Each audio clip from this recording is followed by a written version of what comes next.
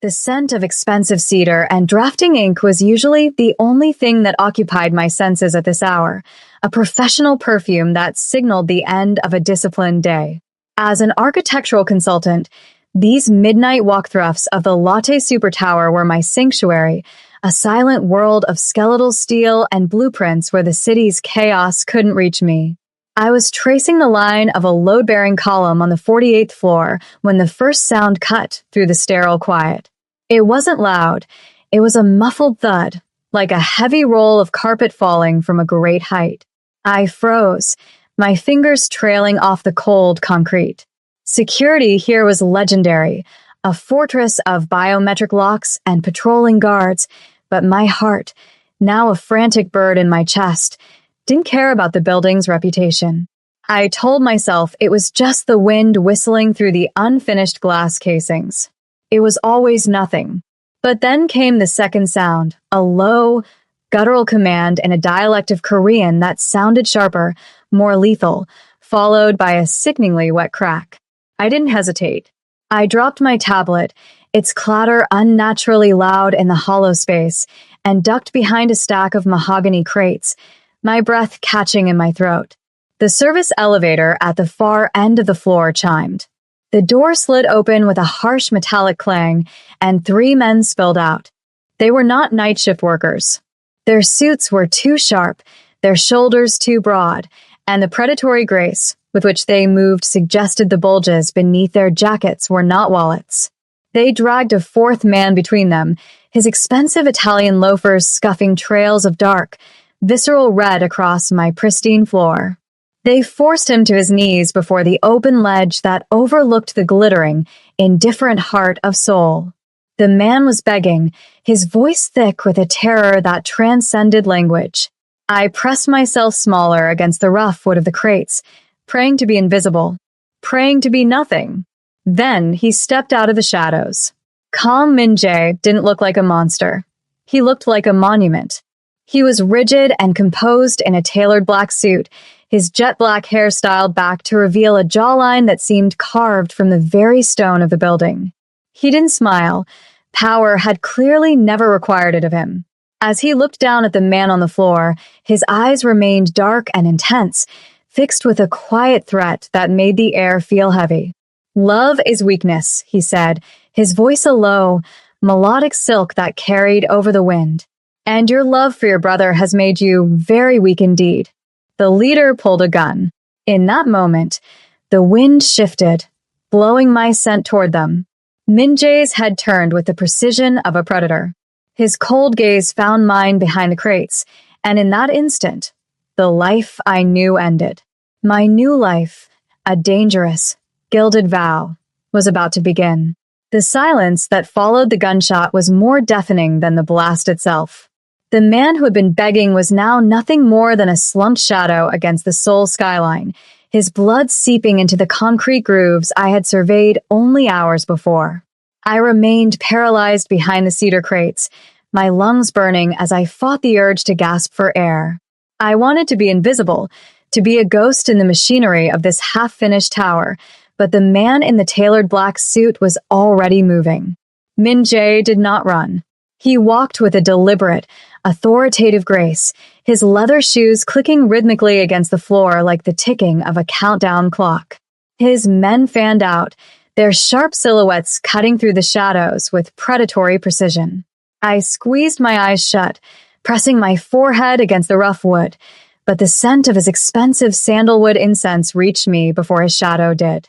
The problem with hiding, Min-jae's voice drifted over the crates, low and unreadable, is that you eventually have to breathe. One of his associates kicked the crate aside. The sudden exposure felt like a physical blow. I looked up, my gaze traveling from his polished shoes to the sharp, disciplined jawline that seemed carved from cold stone. He stood rigid and composed, a man who had never needed to smile because power had granted him everything else. His eyes were dark and intense, fixing on me with a quiet threat that made the very air in the room feel heavy and thin. I didn't scream. My power had always been quiet, rooted in a serene resolution that had carried me across oceans to this city. I met his gaze, my back straightening even as I knelt on the cold floor. I saw the flicker of something in his expression, not pity, but a momentary curiosity at the woman in the elegant dress who refused to tremble. "You are Naomi Carter," he stated, his voice a melodic silk that lacked any trace of warmth. He didn't ask. A man like him already knew the names of the ghosts in his house. He looked at the blood on the floor, then back at my unyielding eyes. "You have seen a truth that ends lives, Naomi. In my world, love is a weakness that gets men killed, and witnesses are liabilities that must be liquidated." He stepped closer, the candlelight from a nearby work lamp casting golden highlights across his unreadable face. He looked like a monument to violence, yet there was a magnetic pull to his stillness. He reached out, his gloved fingers hovering just inches from my chin, daring me to flinch. I stayed as still as the steel beams surrounding us. "However," he continued, his gaze narrowing, "I find myself in need of a different kind of asset. One with your poise. One who can stand beside me and look the world in the eye without blinking." The life I had meticulously built was gone, replaced by the cold, dark romance of a dangerous devotion I was only beginning to understand. The heavy, metallic scent of the execution still hung in the air, but the man standing before me seemed entirely untouched by the carnage. Min Jae's gloved hand finally tilted my chin upward, forcing me to look into the dark, intense eyes of a man accustomed to command. The silence of the construction site was absolute, save for the distant, indifferent hum of the city below. "You have two paths tonight, Naomi Carter," he began, his voice a low, melodic silk that felt like a tether tightening around my throat. "The first ends here, on this floor, where you become another secret buried in the foundation of this tower." He didn't say it with malice.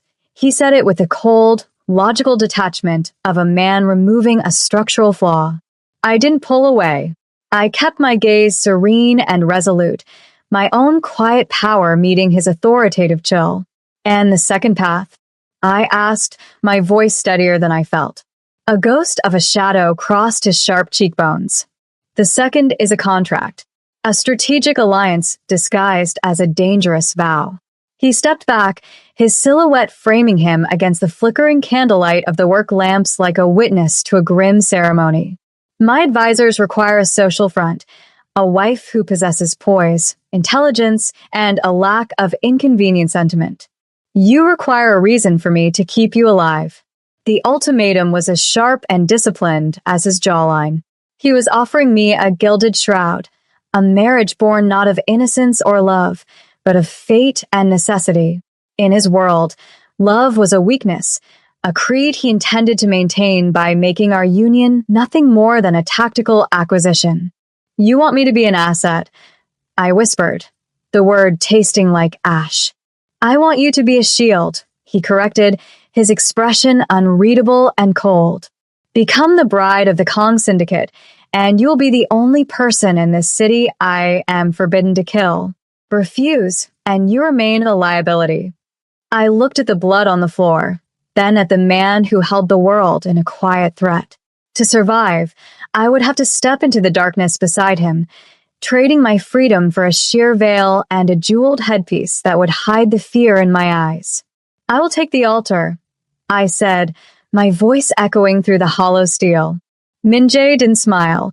Power had never required it. He simply nodded to his men. "Then the performance begins. Prepare the ceremony. We have a wedding to attend." The air in the private hall was thick with the scent of beeswax and old stone, a heavy, silent atmosphere that felt more like a funeral than a beginning. Tall, glowing candle flames lined the aisle, their flickering tongues framing us like witnesses to a dangerous vow. There were no flowers, no soft music, only the rhythmic, intimidating echo of our footsteps on the polished marble. I stood in an elegant white wedding gown, the delicate lace embroidery feeling like armor against my skin.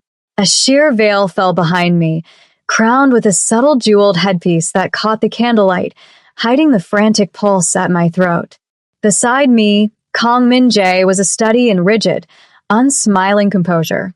His tailored black suit was minimal and authoritative, a sharp contrast to the soft white silk of my dress. He didn't look at me as we stood before the officiant. His dark, intense eyes were fixed forward with a quiet threat, as if daring the shadows of the chapel to challenge his latest acquisition. This was not a union of hearts, but a cold, strategic contract designed to turn a witness into a permanent asset. To the men standing in the shadows, Min-jae's lieutenants and board members, this was a corporate merger sealed in blood and silk. As we exchanged the rings, Min-jae's fingers were steady and ice-cold. There was no warmth in his touch, only the firm grip of a man accustomed to command and violence. When he spoke his vase, the words were a melodic silk that lacked any trace of affection. He was promising protection, not love. I was promising silence, not devotion.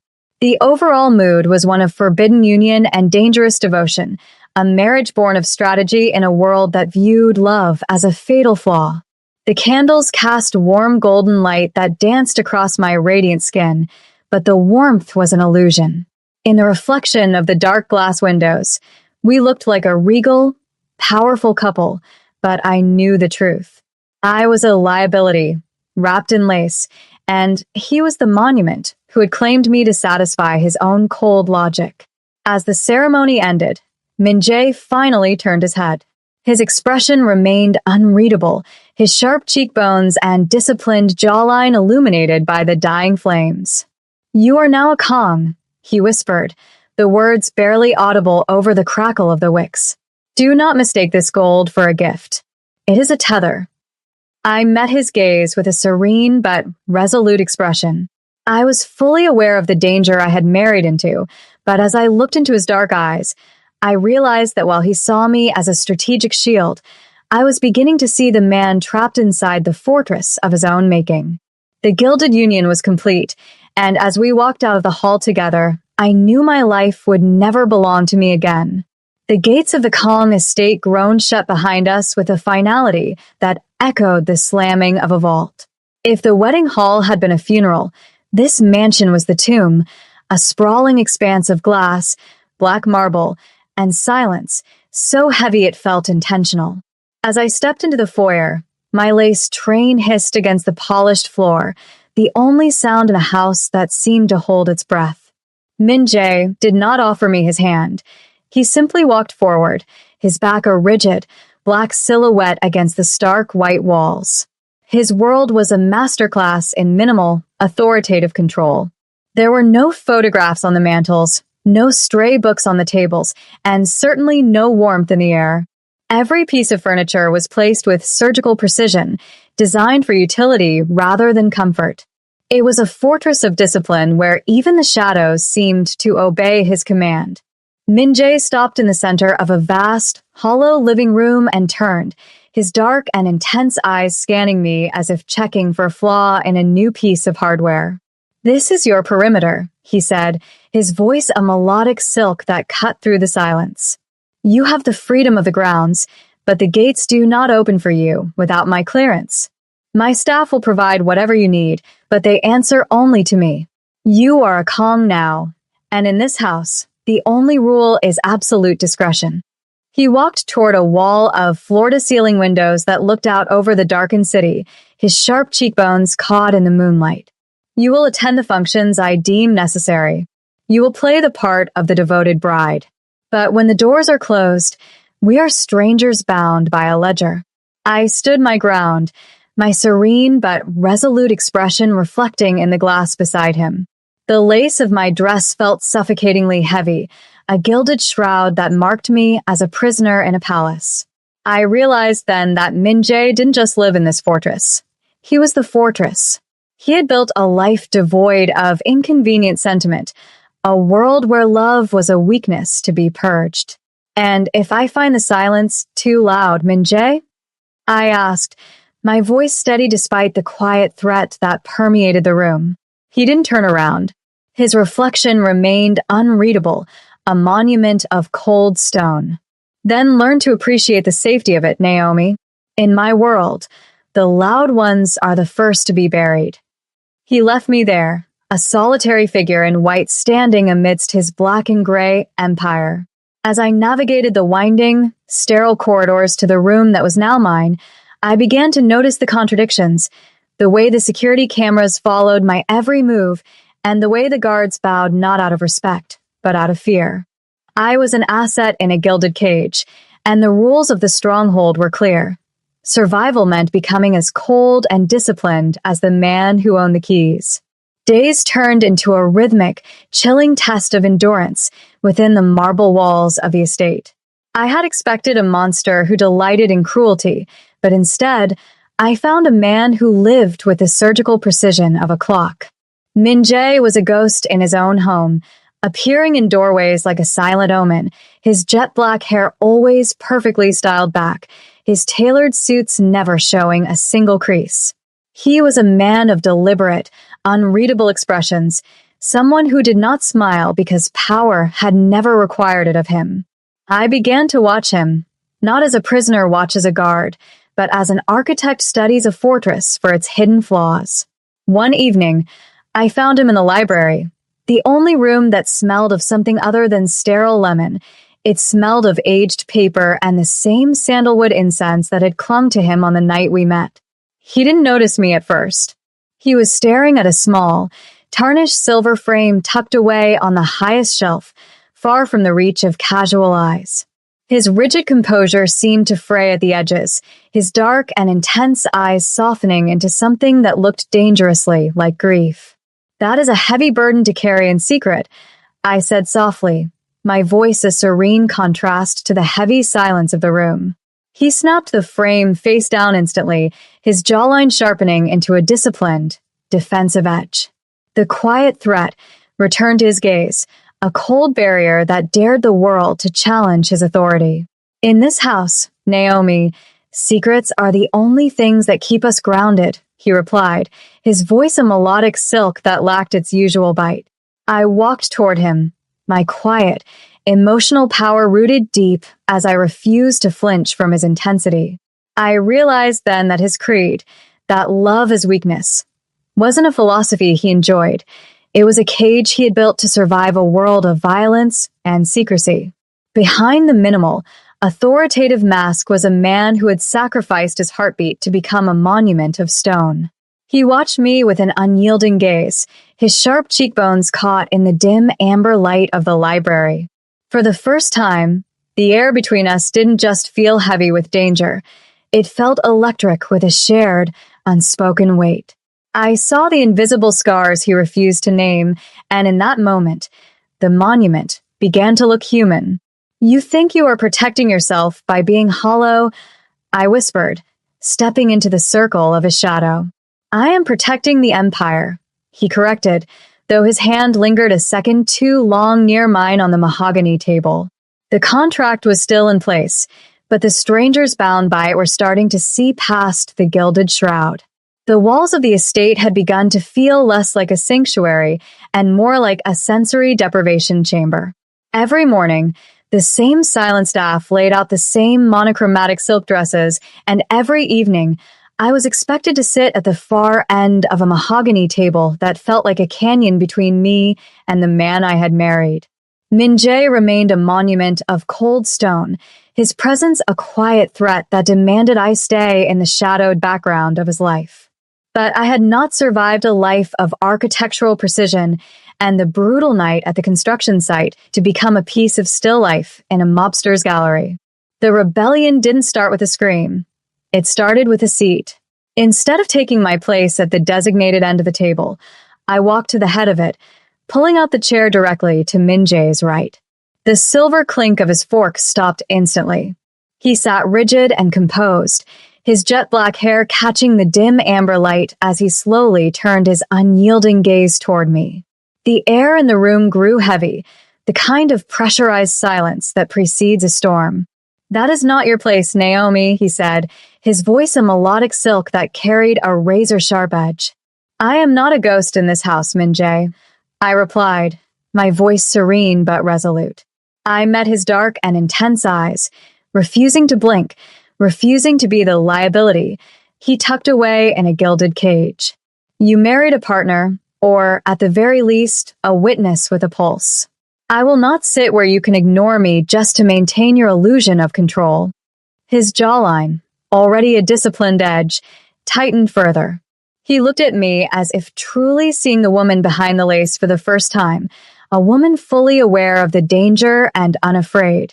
For a heartbeat, the quiet threat in his eyes flickered, replaced by a spark of something that wasn't anger, but a begrudging recognition of strength. You are testing the limits of your tether, he warned, leaning in until the scent of his sandalwood incense clouded my senses. I am defining my space, I corrected, my quiet power rooted deep. If love is a weakness, then surely treating your wife like a shadow is a strategic error. You lose the perspective of the only person who can see what you're hiding. Min-jae didn't answer immediately. He stared at me with an unyielding gaze that felt like a physical weight. Finally, he signaled the staff to move the settings. He didn't smile. Power had never required it, but the monument had shifted. I was no longer a shadowed background. I was a presence he could no longer overlook. The black sedan moved through the winding coastal roads of Jeju Island with a predatory silence, the engine barely a whisper against the crashing of the waves below. Beside me, Min-jae remained a monument of cold stone, his dark and intense eyes fixed on the horizon, as if he could detect the shifting tides of the underworld even here. We were departing for a secluded estate, a sanctuary of glass and basalt intended for a strategic honeymoon, a public performance of devotion designed to mask the hidden agendas and blood-stained contracts that bound us. The estate was an architectural marvel of isolation, perched on the edge of a jagged cliff where the wind howled with a quiet threat. As we stepped out into the salt-heavy air, Min-jae's hand found the small of my back, a gesture that would look like affection to any watching lens, but felt like the firm grip of a man maintaining his perimeter. The atmosphere was thick with the scent of sea spray and the expensive sandalwood that always heralded his presence. The Kim clan is watching this island, he murmured, his voice a melodic silk that barely rose above the roar of the ocean. For the next 7 days, we are not strangers. We are a man and a woman who cannot bear to be apart. Every look, every touch, is a tactical move in a game you cannot afford to lose. I adjusted the sheer veil of my silk wrap, my serene but resolute expression reflecting in the dark glass of the villa's entrance. I was fully aware of the danger we had brought to this paradise. Inside, the minimal and authoritative decor mirrored the mansion in Seoul, a gilded cage redesigned for a smaller, more intimate stage. As the sun dipped below the water, casting a warm golden light that danced across the room's sharp edges, Min-jae poured 2 glasses of dark wine. He stood rigid and composed, his jet-black hair slightly ruffled by the coastal breeze, a human detail that made the monster feel dangerously real. He handed me a glass, his fingers brushing mine with a deliberate, lingering heat that wasn't in the contract. To the facade, I whispered, my quiet power meeting his unyielding gaze. To survival, he corrected, his jawline sharpening as he looked toward the shadows of the tree line. In this secluded paradise, the lines between the performance and the truth were beginning to blur, and for the first time, I realized that love wasn't the only thing that could be a weakness. The storm that had been brewing over the Jeju coast finally broke, lashing the glass walls of the villa with a violence that mirrored the world we had left behind. Min-jae stood by the fireplace, the orange glow of the embers carving deep, rhythmic shadows across his sharp cheekbones and disciplined jawline. He was a monument of stillness amidst the howling wind, his jet-black hair slightly disheveled, making him look less like a distant god and more like a man bracing for impact. He did not turn when I entered the room, yet he knew I was there. His awareness was a quiet threat that never truly slept. On the low mahogany table between us sat a small, velvet-lined box. Its presence was minimal and authoritative, a dark blot against the polished wood. The performance of a honeymoon is a shield that only works as long as the audience is fooled, he began, his voice a melodic silk that carried over the thunder. but shields can break. He finally turned, his dark and intense eyes searching mine with a scrutiny that felt like a physical weight. I have watched you, Naomi. You do not tremble in the dark. You have a quiet, deep-rooted power that I did not account for in our initial contract. He gestured toward the box. I walked forward, my silk robes hissing against the floor, and opened it. Resting inside was a compact, matte black handgun, its surface cold and unreflective. It was a gift of steel, a brutal contradiction to the elegant white lace and jeweled headpieces of our wedding day. In my world, love is a weakness, but helplessness is a sin, Min-jae said, stepping into the circle of my space until the scent of sandalwood and salt air clouded my senses. I gave you a name to protect you, but a name cannot stop a bullet. This can. I reached out, my fingers brushing the cold metal. I didn't recoil. My expression remained serene but resolute. I looked up at him, realizing that this was the highest form of respect a man like Min-jae could offer. He wasn't just giving me a weapon. He was acknowledging me as a partner in the dangerous devotion that now defined our lives. You are no longer just a witness, Naomi, he whispered, his unyielding gaze softening for a fraction of a second. You are a participant. As I lifted the steel, the weight of it felt grounding. The monument had finally handed me a key to the fortress, and for the first time, the dangerous vow we had taken felt like it belonged to both of us. The storm transitioned from a distant roar to a violent siege, the rain lashing the villa's glass walls with such force it sounded like 1,000 frantic fingers trying to claw their way inside. The warm golden light of the foyer flickered and died as the power was cut, plunging the minimal, authoritative interior into a suffocating darkness. Beside me, Min-jae's presence was a quiet threat that had finally found its target. He moved with the predatory grace of a man who had been expecting the shadows to bleed, his hand finding the grip of his weapon with a disciplined, unreadable ease. Stay low, Naomi, he commanded, his voice a melodic silk that remained eerily calm even as the first window shattered in the kitchen. The scent of gunpowder and sea salt replaced the sandalwood incense as the rival syndicate moved through the perimeter. My wedding gown, an elegant white lace that had once symbolized a strategic contract, now felt like a target painted against the dark. I reached for the cold, matte black handgun Min-jae had given me, the gift of steel, now feeling heavy and real in my hand. I was fully aware of the danger, but as I pressed my back against the black marble pillar, my expression remained serene and resolute. The villa became a labyrinth of flashes and thunder. Every muffled thud of a suppressor was answered by the sickeningly wet crack of glass or the heavy thud of a body hitting the floor. Min-jae was a monument of violence, his sharp cheekbones illuminated by the muzzle flashes as he cleared the hall with authoritative precision. But the rivals were not executives. Their movements were sharp and predatory, and they were closing the distance. I saw a shadow detach itself from the balcony, a blade catching the dim moonlight as it swung toward Min-jae's exposed side. My quiet, deep-rooted power didn't wait for permission. I stepped out of the shadows, the lace of my sleeves fluttering like a ghost's wings as I leveled the barrel.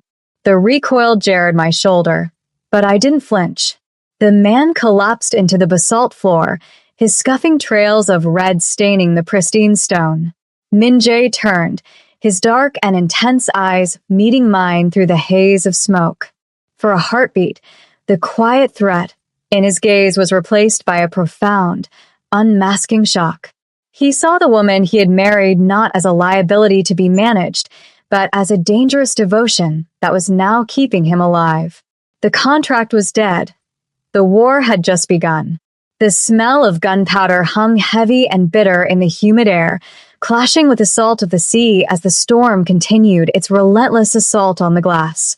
Min-jae leaned heavily against the basalt kitchen island, his tailored black suit torn and darkening with a fluid that was too thick to be rain. His rigid and composed stature had finally cracked. A jagged piece of shrapnel had found its mark in his side, and his breath came in shallow, ragged hitches. "Leave me, Naomi," he rasped, his voice no longer a melodic silk but a fractured whisper of the man he was. Go to the safe room. I am a liability now. I didn't move. My expression remained serene but resolute as I stepped over the shattered remains of a crystal decanter. I wasn't the frightened girl he had met at the construction site. I was a woman fully aware of the danger and entirely unafraid. My quiet, deep-rooted power had replaced the fear that once lived in my chest. You told me love was a weakness, Min-jae, I said, my voice steady even as the sound of heavy boots echoed from the hallway. But weakness wouldn't stay here to save you. Only strength does that. I didn't wait for his permission. I used the architectural knowledge of the estate I had studied to my advantage, realizing the kitchen's heavy steel shutters could be manually overridden. As 3 assassins burst into the room with predatory sharp movements, I didn't flinch. I dropped the matte black handgun into a tactical position, the gift of steel feeling like a natural extension of my arm. I fired with a discipline that mirrored his own, the muzzle flashes illuminating my white lace gown and brief, ghostly strobes of light. 2 men fell to the polished floor, their blood scuffing trails across the pristine stone. I grabbed the heavy marble mortar from the counter and slammed the override switch, the steel shutters crashing down with an authoritative thud that sealed us inside and the remaining threat out. The silence that followed was thick with the scent of copper and gunpowder. I knelt beside Min-jae, tearing a strip of silk from my bridal veil to bind his wound with a serene resolution. He looked at me then, his dark and intense eyes wide with a profound, unmasking shock. For the first time, the quiet threat was gone, replaced by the realization that the woman he had married for strategy was the only thing standing between him and the grave. You saved me, he whispered, his hand trembling as it brushed the lace of my sleeve. I am your partner, Min-jae, I replied, meeting his unyielding gaze with a power that was no longer quiet. And today, love is the only thing that made us strong. The adrenaline that had sustained us during the siege began to ebb, leaving behind a cold, trembling hollow in the air of the shuttered kitchen. Min-jae lay back against the basalt island, his face pale, the sharp cheekbones and disciplined jawline softened by the sheer exhaustion of blood loss. I sat beside him, my white lace gown now a map of dark stains, my hands still steady as I tightened the silk tourniquet I'd fashioned from my veil. The storm outside had slowed to a rhythmic weeping against the steel shutters, mirroring the heavy, pressurized silence between us. You should have left, he murmured, his dark and intense eyes fixed on the ceiling as if he could see the ghosts of his past etched into the architecture. I was prepared for the grave, Naomi. I was never prepared for you. Why, Min-jae? I asked, my voice a serene but resolute contrast to the violence we had just survived. Why build a world where you are the only one not allowed to feel? He closed his eyes, and for a moment, the monument of cold stone truly shattered. Because love is a liability that gets men killed, he whispered, the melodic silk of his voice finally breaking. My father taught me that. He used my mother's devotion to destroy her, then he used my sister's love to test my loyalty. I watched them both break because they had a heartbeat. I decided I wouldn't have 1 inch. He turned his head to look at me, his unyielding gaze now vulnerable and stripped of its quiet threat. The mantra wasn't a law, Naomi. It was a fortress. If I didn't love, nothing could be taken from me. But tonight, watching you stand in that doorway, I realized that my silence didn't protect me. It just made me a ghost. I reached out, my fingers brushing his temple where a stray lock of jet black hair had fallen. You aren't a ghost anymore, I said softly, my quiet power rooting us both in the present. He caught my hand, his grip no longer ice cold but feverish and desperate. He pressed my palm to the center of his chest, beneath the torn fabric of his suit. Beneath the layers of authoritative discipline and the weight of the Kong Syndicate, I felt it. A heartbeat, rapid and undeniable. You were supposed to be an asset, he choked out, the realization shattering his final defense. but you've become the only thing I cannot survive without. In the dim, smoke-filled room, the dangerous vow had transformed. The contract was no longer written in ink, but in the beat of a heart that had finally learned how to ache. The return to Seoul was not a retreat, but a coronation. The Kong Syndicate headquarters loomed over the city, a monolith of glass and steel that once represented Min Jae's absolute, solitary control. But as the elevator ascended to the executive floor, the man standing beside me was no longer a monument of cold stone. He stood rigid and composed, his jet-black hair styled back with authoritative precision, but his hand remained firmly laced with mine, a public declaration that shattered his long-held creed. The boardroom doors swung open, revealing the syndicate's directors, men who lived by the language of violence and viewed love as a fatal flaw. They expected to see a boss who had purged a liability. Instead, they saw a new dynasty. I walked at Min Jae's side, my expression serene but resolute, the white silk of my suit a sharp, regal contrast to the shadows of the room. I was no longer a witness or a shadowed background. I was the strategist who had held the line when the world turned to gunpowder and lace. Min Jae took his seat at the head of the table, but he did not speak until I had taken the chair directly beside him. His dark and intense eyes scanned the room with a quiet threat that was now sharpened by a new, dangerous devotion. The creed that love is weakness has been the foundation of this house for too long. Min Jae began, his voice a melodic silk that commanded absolute silence. I have learned that a man who has nothing to lose is merely a ghost. But a man who fights for his heart is unstoppable. He looked at me, and for a heartbeat, the unsmiling power softened into a look of profound partnership. He didn't need to smile. His loyalty was written in the way he deferred to my counsel as we began to dismantle the old, bloody contracts of his father's era. We ruled the empire as equals, using my quiet, deep-rooted power and his authoritative discipline to forge a regime that was built on more than just fear. As the sun set over Seoul, casting a warm golden light across the glittering heart of the city, we stood together by the floor-to-ceiling windows. The dangerous vow we had taken in a dim chapel was now a living reality. Love hadn't made him weak. It had made him a king, and together, we proved that the most powerful force in their violent world was the one they had dared to despise. From the shadows of fear and the weight of danger, we learned a truth that the world rarely admits. Strength isn't the absence of love. It's the courage to protect it, even when everything else threatens to crumble. Naomi and Min Jae showed that power alone cannot shield a soul. It is trust, partnership, and the quiet courage to stand together that turns survival into legacy. Love is not weakness. It is strategy, resilience, and the force that transforms fear into unbreakable resolve. In life, as in this story, we are often faced with choices that demand courage, wisdom, and a willingness to defy expectation. We can cower in the shadows of control, or we can step forward, claim our place, and redefine the rules of the game. Every heartbeat, every decision, every act of loyalty builds the architecture of our lives, just as Naomi's unwavering poise reshaped the fortress of Min Jae's world.